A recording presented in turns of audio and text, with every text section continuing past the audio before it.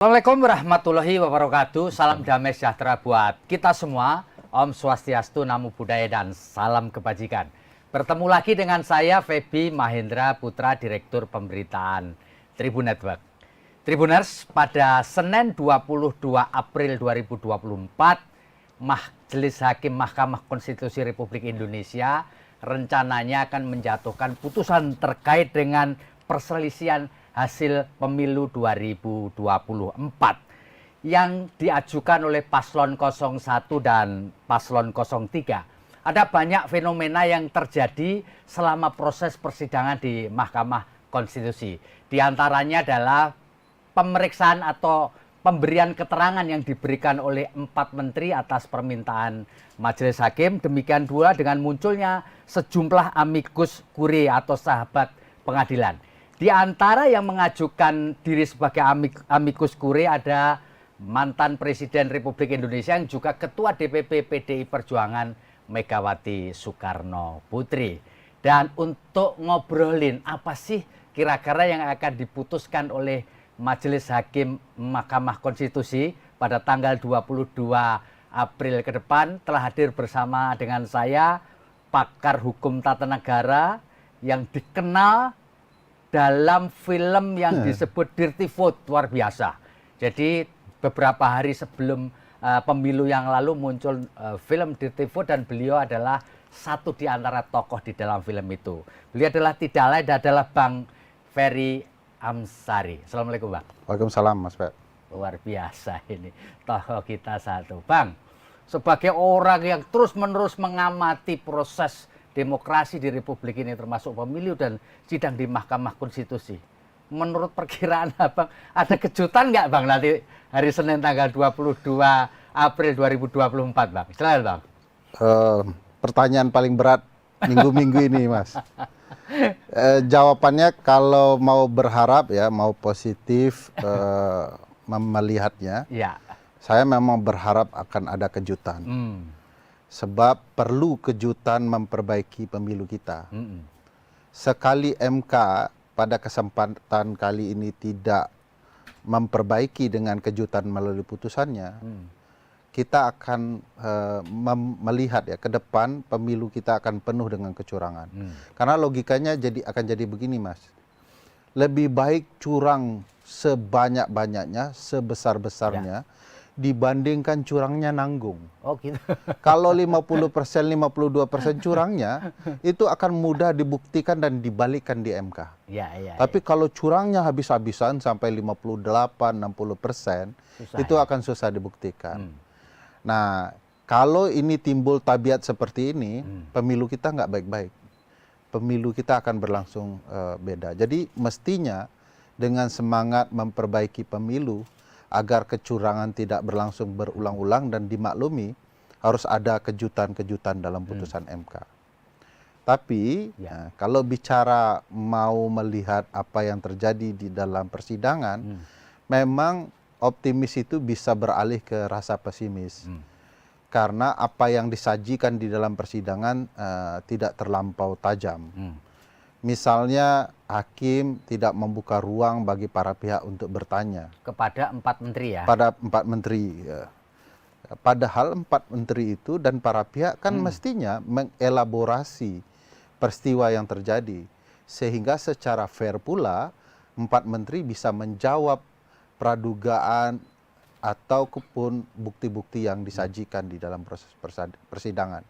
Dan ini tidak terjadi. Padahal itu harusnya di mana-mana pengadilan para pihak diberikan wewenang untuk itu. Oke, gitu ya. Belum lagi hakim juga tidak terlalu tajam membidas keterangan dari 4 menteri. Misalnya apa urusannya Pak Erlangga Hartanto bagi-bagi bansos? Kan bukan tugasnya. Dan bukan menteri teknis ya? Menurut Undang-Undang Kementerian Negara, Menteri Koordinator tidak mengerjakan tugas teknis. Menurut Undang-Undang Kesejahteraan Sosial 11 2009, Junto 14 2019, menteri yang bertanggung jawab urusan itu adalah Menteri Sosial. Kok ada tiba-tiba masuk? Kenapa Pak Zulhas juga tidak dipanggil? Padahal banyak video yang beredar, beliau berkampanye sangat eksplisit. di ruang kementerian atau ruang katakan event kementerian, itu harusnya jadi peristiwa yang bisa membongkar banyak hal. Di titik tertentu itu pula mungkin kita pesimis. Walaupun kita tidak perlu lupa hal penting bahwa perlu diapresiasi MK. Ini peristiwa PHPU Pilpres pertama yang tidak berlangsung sampai subuh, Mas. Iya, iya. Jadi Mas tidak perlu bergadang gitu ya, tidak capek gitu ya. Tetapi kan tidak sekedar perbaikan formil saja. Perbaikan substansi juga perlu dikemukakan dalam sidang MK. Menurut saya agak terlalu jauh proses persidangan itu untuk membongkar kecurangan pemilu. Oke. Bang, ada satu penjelasan menarik yang disampaikan oleh Menteri Keuangan Sri Mulyani ketika ditanya oleh Majelis Hakim Mahkamah Konstitusi terkait dari asal dana yang dipakai oleh Presiden Jokowi untuk membagi bansos secara langsung.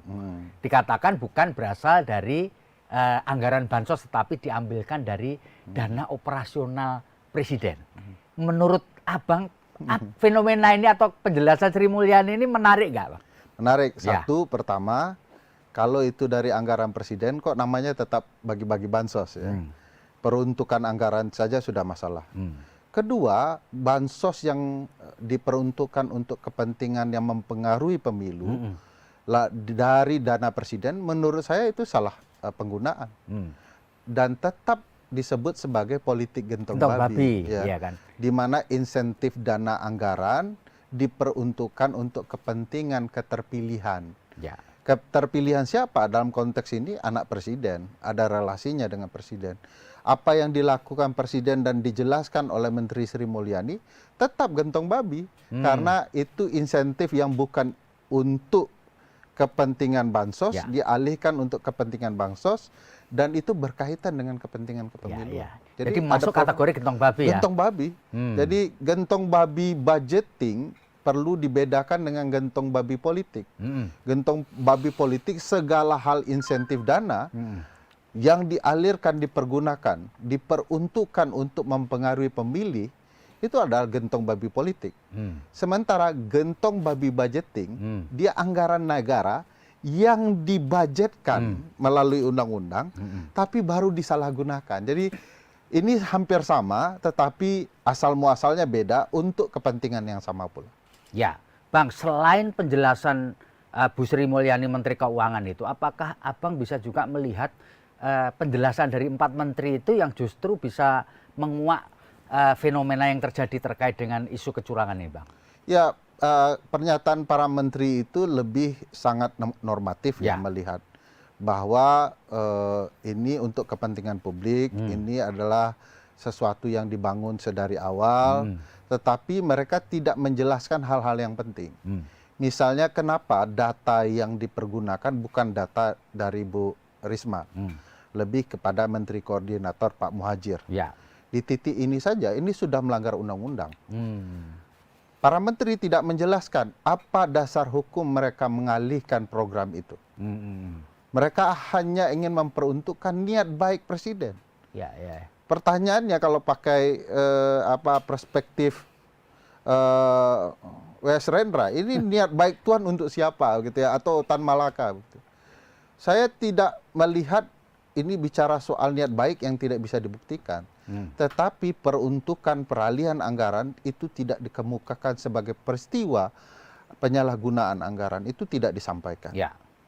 Dan Pak Muhadjir sekali lagi sebagaimana Menteri Koordinator, dia tidak bertugas untuk itu. Tidak ada landas hukumnya. Nah, para ketiga tidak dijelaskan oleh Bu Sri Mulyani bahwa apakah anggaran itu tepat sasaran untuk peruntukan orang yang diberikan. Karena itu salah satu unsur pembuktian gentong babi. Jadi anggaran sudah dipersiapkan untuk wilayah tertentu agar membantu kehidupan sosial warga negara. Nah, sekarang ada perpindahan. Anggaran ini dipindahkan untuk wilayah lain. Maka ada pertanyaan sangat penting yang tidak bisa dijelaskan baik oleh para menteri. Kenapa ada kunjungan ke wilayah tertentu, ada pembagian-pembagian tertentu, apakah itu termasuk sasaran utama sedari awal? Ya, Itu ya, tidak ya. dijelaskan sama sekali oleh para menteri. Karena kalau mereka menjelaskan ada perpindahan wilayah peruntukan, itu sudah valid memenuhi unsur gentong babi ini. Dan faktanya terjadi. Ya, itu ya Ya. yang misterinya di sana Misteri. ya. Baik, ini ada fenomena Bang namanya amicus curiae atau sahabat pengadilan. Ya. Ada 14 yang nanti dipertimbangkan dari 33 karena alasan dari MK yang mengajukan sebelum atau Tanggal 16. tanggal 16 April kemarin. Apa sih Bang fenomena ini Bang? Ya, amicus curiae itu artinya kurang lebih friends of the court, ya, teman-teman pengadilan, sahabat pengadilan. Kalau dia jumlahnya lebih dari satu, digunakan terminologi jamak, pluralnya, amici curiae. Karena Amici. kemarin itu banyak Amici. amici curiae-nya, sahabat-sahabat peradilannya banyak, dan ini adalah terminologi yang dipakai dari era hukum Roma. Cuman berkembang di Inggris, lalu pindah ke Anglo-Amerika, Amerika yang pakai tradisi ini. Karena mereka kan pengadilan itu ditugaskan untuk mencari keadilan, hakim lalu buat hukumnya. Nah, kita juga begitu sebenarnya. Pengadilan kita itu bukan pengadilan yang bahasa Prancisnya Bouche de la loi, atau corong undang-undang belaka.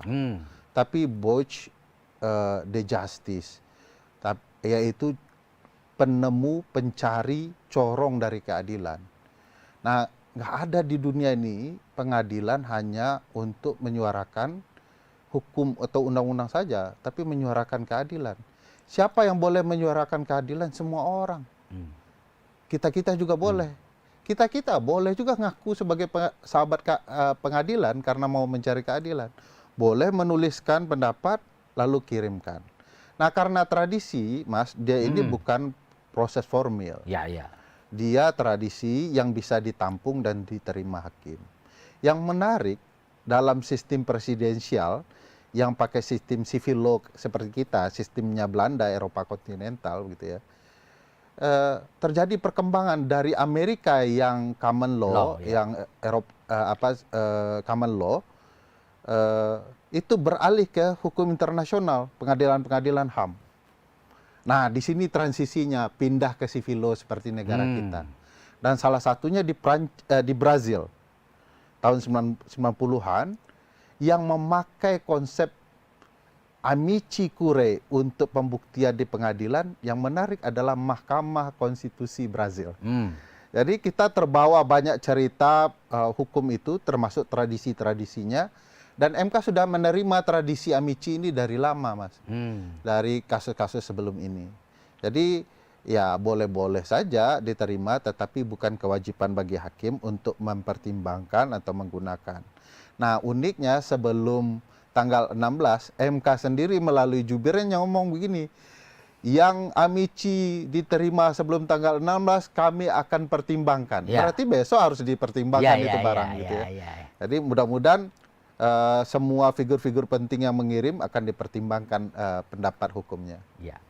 Dari antara pengaju amici curiae itu ada Ketua Umum DPP PDI Perjuangan Bu Megawati Soekarnoputri. Ada orang yang atau pakar juga yang menyebutkan sebenarnya Bu Mega ini tidak memenuhi syarat sebagai amici curiae karena dia para pihak.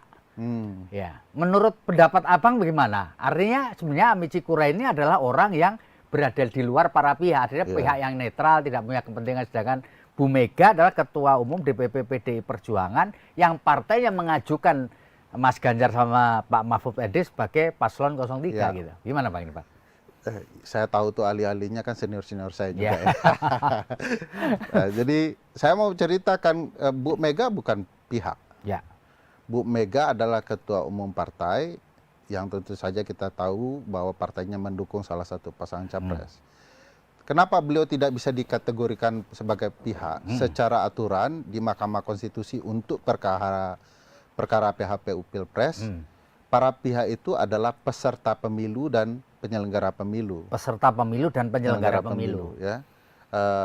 Jadi peserta pemilu adalah calon presiden dan calon wakil presiden. Bukan ketua umum partai, juga tidak partai politik. Ya, ya, Mereka ini ada di wilayah pengusulan, tetapi di wilayah yang kemudian peserta beda lagi. Gitu ya. Nah, bagaimana kalau pendapat mengatakan kan mereka punya konflik kepentingan? Tumben ahli-ahli ini bicara konflik kepentingan kalau sudah berurusan dengan amicus curiae, waktu bicara Paman Usman dan Gibran, nggak pernah mereka bicara soal konflik kepentingan, padahal itu nyata sekali konflik kepentingan. Jadi ini kayak cherry pick untuk bilang ini konflik kepentingan, ini tidak. Secara normatif tidak bisa Bu Mega dikatakan peserta. Tapi kalau mau kita kembali ke peristiwa bersejarah soal Mahkamah Konstitusi, Bu Mega itu adalah presiden pertama yang menandatangani Undang-Undang Nomor 24 tahun 2003 tentang Mahkamah Konstitusi.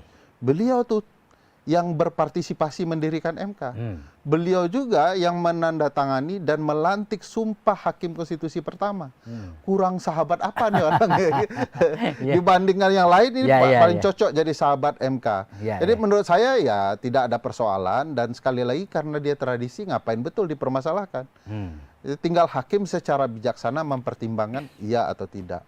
Dan saya lihat dua hal juga itu, Mas. Satu, Bu Mega mengirim amicus curiae-nya dalam bentuk tertulis, tulis tangan, sangat romantis, ya mungkin berkeinginan menggugah perasaan ya. Tapi di sisi yang lain bisa saja ini gambaran betapa tertutupnya Mahkamah Konstitusi dengan berbagai pihak, ya sehingga beliau perlu menyampaikan amikusnya. Artinya mungkin pintu dan jendela mahkamah tertutup. Nah, yang kita khawatirkan tertutup untuk Bu Mega, tapi tidak tertutup untuk pihak istana, ini yang paling mengkhawatirkan. Karena istana dianggap ikut selalu mencampuri urusan di Mahkamah Konstitusi. Mudah-mudahan ya sebagai sebuah amici ini akan menjadi pertimbangan yang baik, mengantarkan kepada keadilan yang sesungguhnya. Oke, Bang, di balik sengketa PHPU di Mahkamah Konstitusi, di luaran sempat muncul adanya keinginan atau wacana hak angket. Ya, lalu hak angket ini jadi wacana, tiba-tiba dia redup, Bang, hilang gitu ya, ditelan angin gitu. Menurut Abang ini apa yang terjadi, Bang? Ya, tentu saja hak angket itu nuansanya sangat politis. Kalau sudah redup sebelum berkembang itu berarti transaksi politiknya terjadi. Dan itu sangat disayangkan sebenarnya, karena hak angket itu kan mestinya jalan sebelum proses persidangan di Mahkamah Konstitusi. Harapan saya sebagai publik, Mas, waktu itu kalau hak angket terjadi, kita akan bantu membongkar berbagai peristiwa soal kecurangan pemilu, karena itu forum yang bisa dihadiri siapa saja untuk bisa membongkar sesuatu. Nah, sayangnya itu tidak termanfaatkan secara politik, karena saya yakin pasti ada pembicaraan di belakang layar soal itu. Dan sayangnya yang mestinya mengusul, yaitu partai oposisi, yang jumlahnya sangat signifikan, 334-an, itu memenuhi sekali angka itu untuk terbentuknya pansus angket. Tetapi jangankan pembentukan pansus yang hanya butuh 288 suara, usul saja tidak terjadi. Yang membutuhkan 25 suara dari lebih dari satu fraksi. Nah, ini tidak terjadi. Ini mengindikasikan jangankan berkembang menjadi pansus angket, yang ngusul pun tidak terjadi.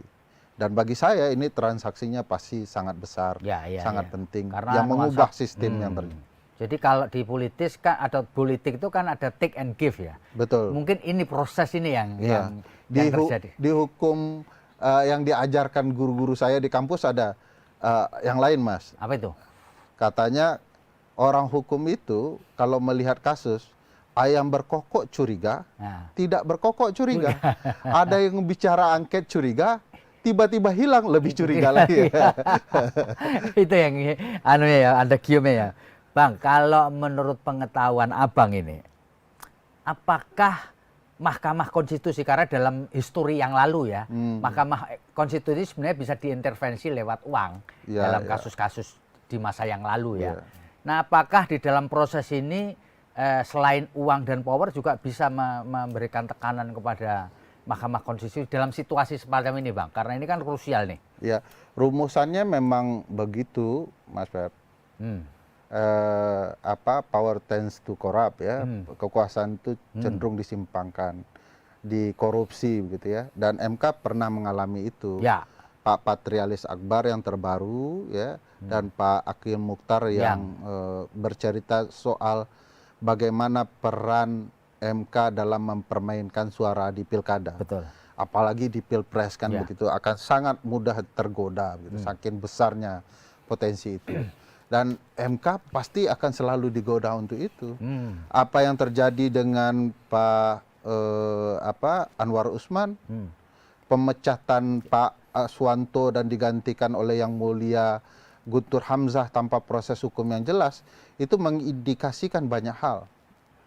Nah, sayangnya Pak Presiden sudah mematikan KPK sehingga pemantau kecurangan yang terjadi di ruang-ruang pengadilan hilang begitu ya. Dan akan selalu ada godaan itu. Siapa yang bisa menjamin hakim konstitusi itu kebal godaan 3 miliar, apakah mereka kebal dengan 6 miliar, 9 miliar begitu ya. Dana 3 sampai 9 miliar dalam ilmu kepemiluan terutama political corruption ya. Itu angka yang kecil sekali, Mas, untuk mempengaruhi hasil.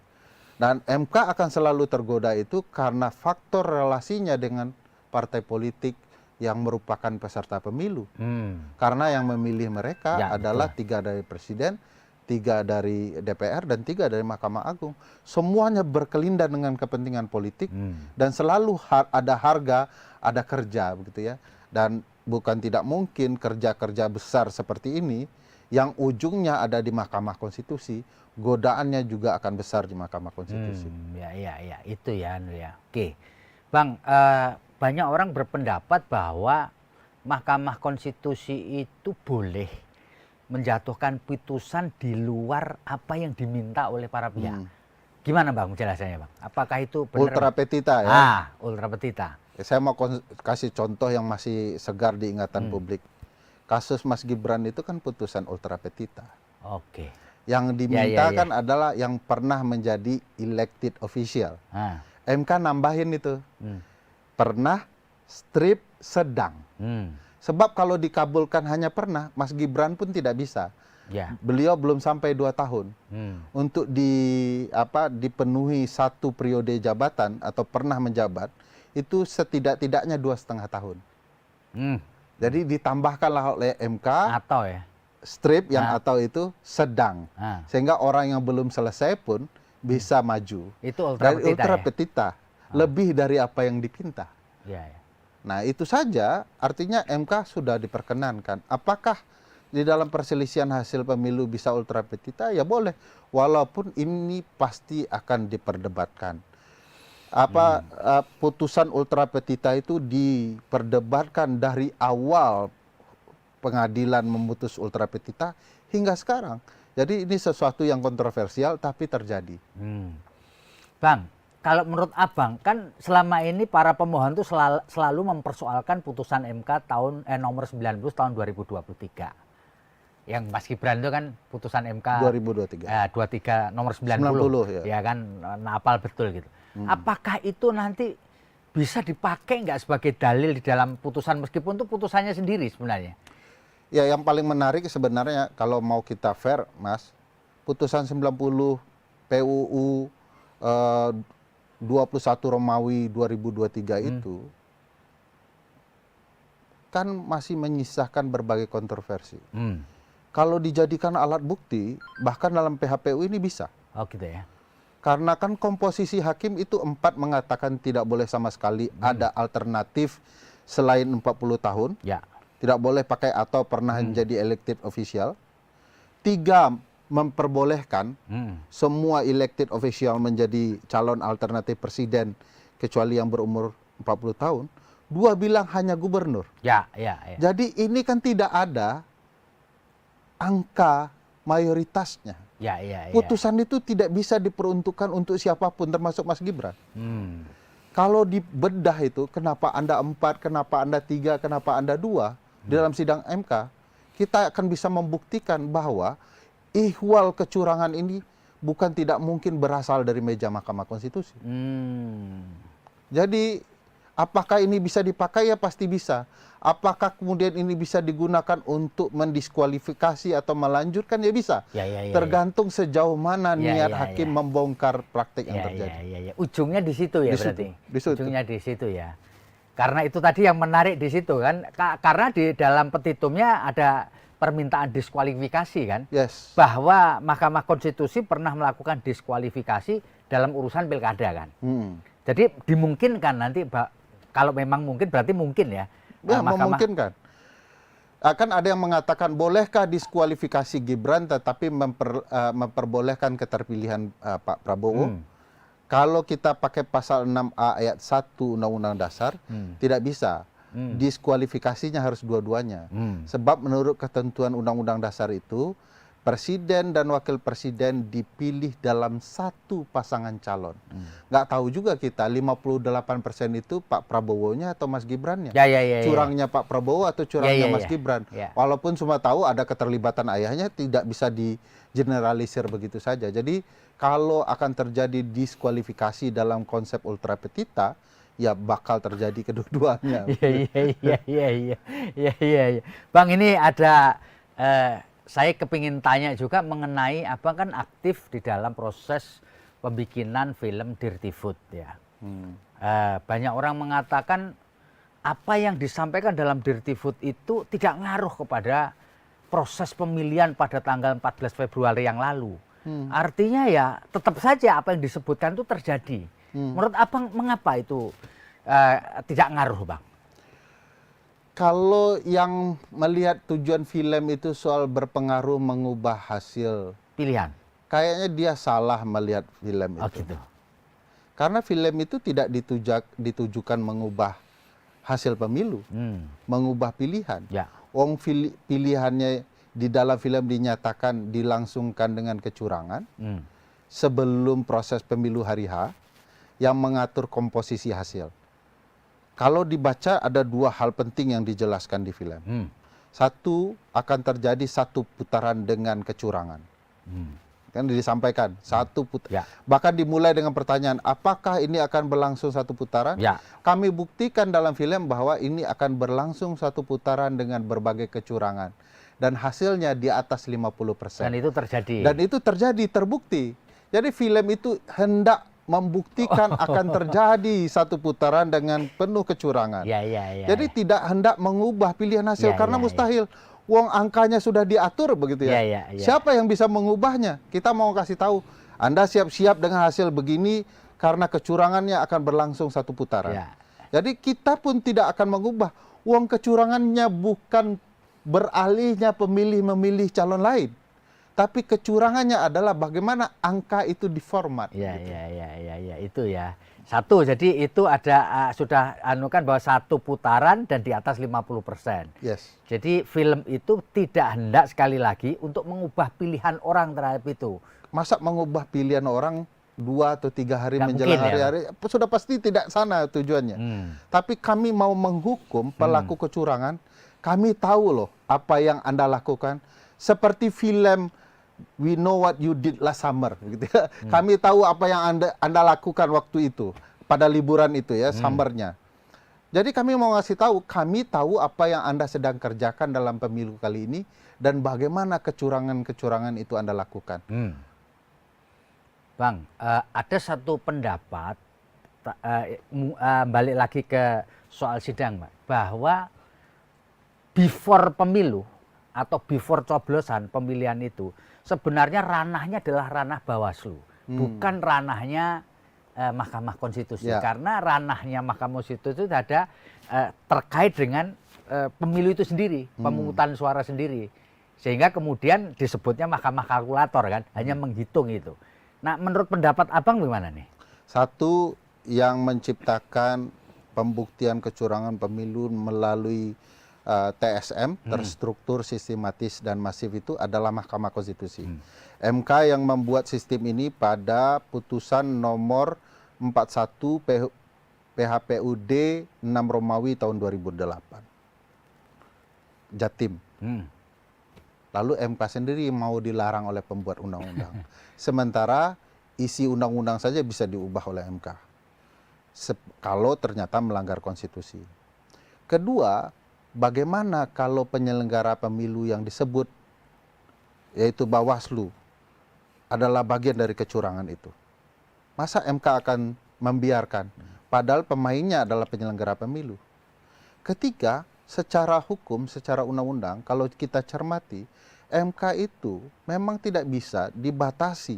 Dan itu sudah disampaikan oleh hakim, bahwa kami tidak bisa dibatasi bahwa ini Bawaslu, ini kami. Kalau Bawaslu tidak bisa melakukan, kata Hakim Arief Hidayat, kami ambil alih semua. Pertanyaan besarnya, Bawaslu melakukan enggak upaya menyidangkan proses kecurangan TSM itu? Bawaslu kan beralih, nggak ada yang melapor, Bawaslu sedang berbohong di depan publik bahwa ini bukan hanya sekedar soal laporan, mereka juga wajib bisa menemukan. Yang terjadi kecurangan terbuka seperti itu, mereka tidak menemukan apa-apa. Penempatan kepala daerah, kepala desa dilibatkan, ancaman sana-sini, laporannya seberapa? Publik yang melapor, Mas, juga dibatasi oleh Bawaslu. Saya dan teman-teman melapor sekitar 200-an kasus pidana pemilu. Di mana hasilnya? Tidak ada. Publik juga melapor, apa ujungnya? Tidak terpenuhi syarat materialnya. Bukti materialnya tidak lengkap. Lah, bukti materialnya bukan di publik. Mereka sebagai pengawas berhak mencarinya, tidak dilakukan. Jadi saya sepakat dengan Hakim Arief Hidayat bahwa kalau mereka tidak mampu menjalankan perintah undang-undang, Mahkamah sebagai lembaga peradilan yang akan melakukannya. Itu makanya saya sebut peradilan itu bukan bouche de la loi, bukan untuk menegakkan corong undang-undang. Yang mereka tegakkan itu bouche de la justice. Mereka menegakkan keadilan. Keadilan kalau dicari-cari di undang-undang belum tentu ketemu.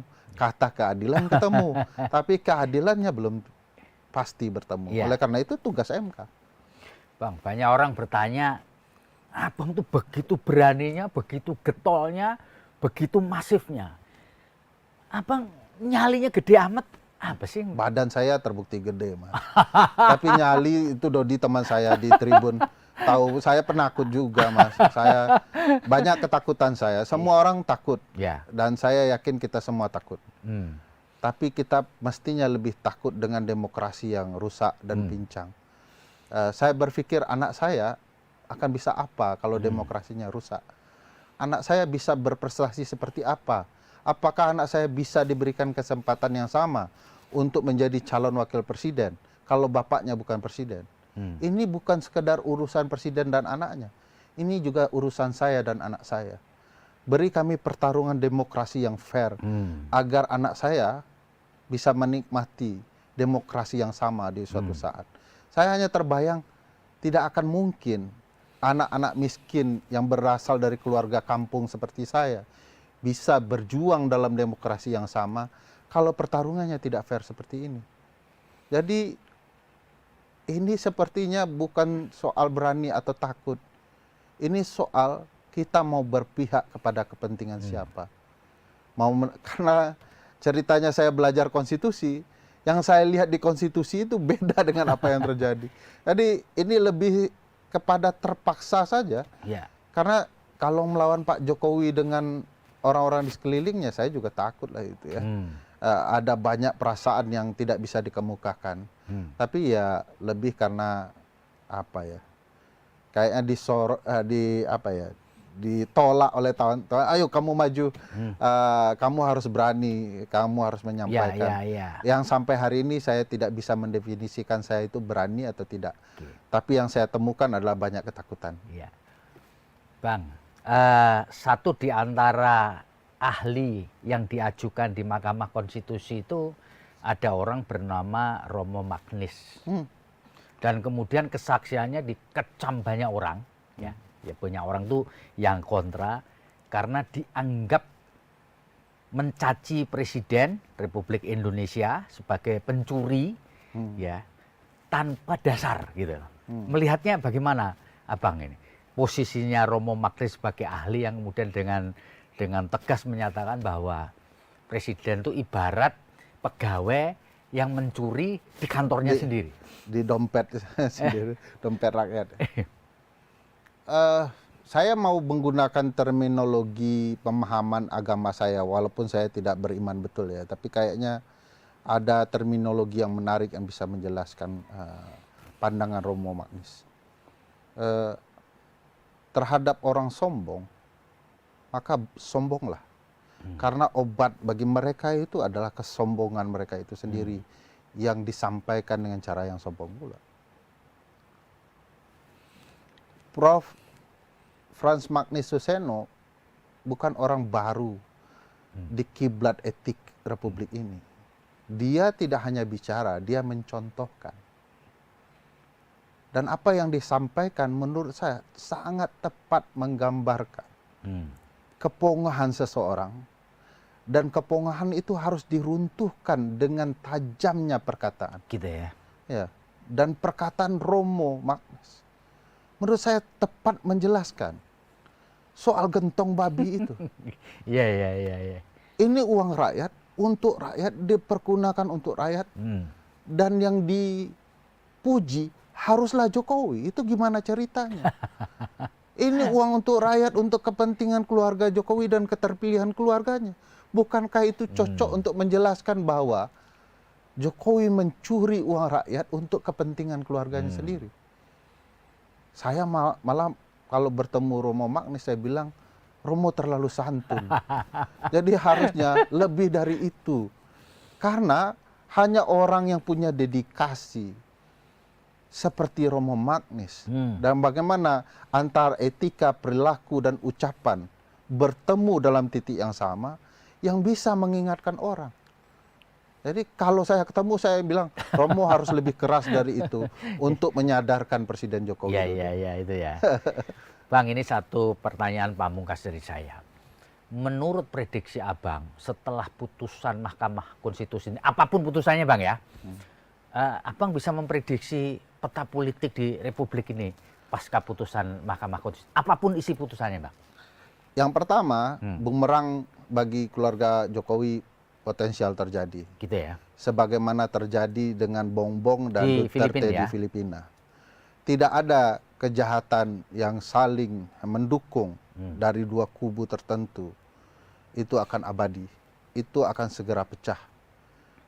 Bagi saya, ini adalah kerugian besar tidak hanya bagi Jokowi, tapi juga demokrasi. Kedua, saya akan melihat upaya membangun kabinet keberlanjutan kecurangan ini dalam berbagai hal. Ya, baik dari program pemerintahan, dari kabinet, dan permainan-permainan lainnya. Ketiga yang saya harapkan akan terjadi jauh lebih baik adalah kesadaran Pak Prabowo dia adalah alat politik kepentingan Jokowi. Dia sedang memanfaatkan Pak Prabowo dari titik awal untuk kemudian melanggengkan kepentingannya. Nah, bagi saya kesadaran Pak Prabowo ini penting. Kalau Pak Prabowo sadar bahwa usianya mungkin sudah uzur, ini adalah kesempatan terakhir untuk mengabdi kepada bangsa. Dia harus mengembalikan hal yang penting di Republik ini, walaupun dia punya catatan kelam di masa lalu. Itu ya Bang ya, mantap.